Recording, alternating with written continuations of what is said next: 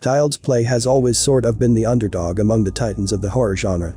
Chucky is a very well-known and recognizable character, yet when it comes to villains, he falls behind Jason, Michael, and even Freddy Krueger. In addition, a number of the films have been reduced to straight-to-DVD status, which means that many horror fans have lost out on a ton of amazing and horrifying scenes. Having said that, the Chucky revival aims to give the vintage killer doll a new lease on life and even a fresh coat of paint. So, before we get into the newest horrifying installment, let's take a look back at 6 interesting facts about the original Child's Play series. So that being said, as always, sit back, relax, and enjoy the video.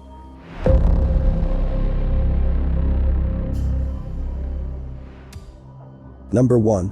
The original drafts of the script didn't feature a possessed doll. Even those who have never watched Chucky can tell you the plot because it is so well known. Even though the original idea for the movie was totally different, everyone is familiar with a deadly doll that is controlled by a serial murderer searching for souls. Originally, Andy was a vindictive and resentful child who was continually lashing out, rather than the innocent and endearing owner of Chucky who was being tricked. In this interpretation, the doll took on all of Andy's rage and desire for retribution, driving the doll to kill on its own. Number 2. Chuckies Name is a nod to 3 real-life killers.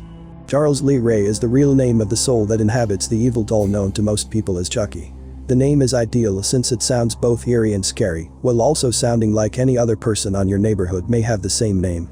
Because it combines the names of 3 different serial killers, Charles Manson, Lee Harvey Oswald, the shooter who killed John F. Kennedy in 1963, and James Earl Ray, the guy who killed Martin Luther King Jr., it sounds both common and terrible. Number 3. One of the movies features a bizarre disclaimer. The tone of the numerous Child's Play movies that have been produced throughout the years has varied greatly. Despite the fact that the original one was nearly entirely horror, they have occasionally strayed into slapstick comedy and even pop culture satire, giving rise to oddities like this disclaimer.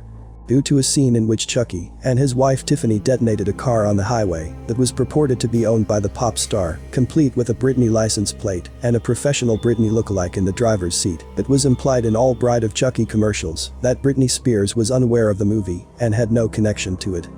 Number 4. The movies inspired some real-life crimes. The Chucky movies may seem mild and amusing now, but when they first came out, parents were really concerned that children would even suffer trauma from unintentionally seeing the film's advertisements. Even though it was probably a coincidence, the fact that some real-life crimes were reported to have been inspired by the Child's Play series didn't help. The most obvious case involved a woman who was brutally tortured by a group of men who shouted Chucky's catchphrases at her.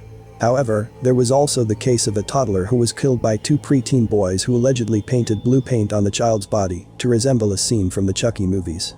Number 5. One of the Chucky doll's features in early scripts was truly disturbing. Since they distinguish him from other typical good guy dolls and make it obvious that he's anything but kid-friendly, Chucky's hideous scars may be his most notorious feature. Throughout the series, there are also some genuinely spooky revelations when characters realize what they are up against. Given that every good guy doll was supposed to have the ability to bleed when injured, forcing youngsters all across the world to wrap them up and care for them, these injuries and scars were initially going to play a much bigger part in the movie. Bloody Boy was the working title of the film when that was a part of the plot. Number 6. The first movie features no CGI. Child's Play differs from other films about killer dolls in that the creepiness isn't generated from the doll sitting very still before moving or disappearing for the majority of the franchise. Instead, we witness the doll pacing the room, sauntering after their prey, and even engaging in activities like wrestling and driving. Because there was no computer-generated imagery, CGI, in the early films, the images of Chucky moving were accomplished through a clever combination of puppetry, animatronics, and even actual children dressed in suits. It grew older more slowly as a result, which is why it's still unsettling now. Hope you liked the video. So, stick around for more such videos and make sure to like, subscribe, and hit the bell icon.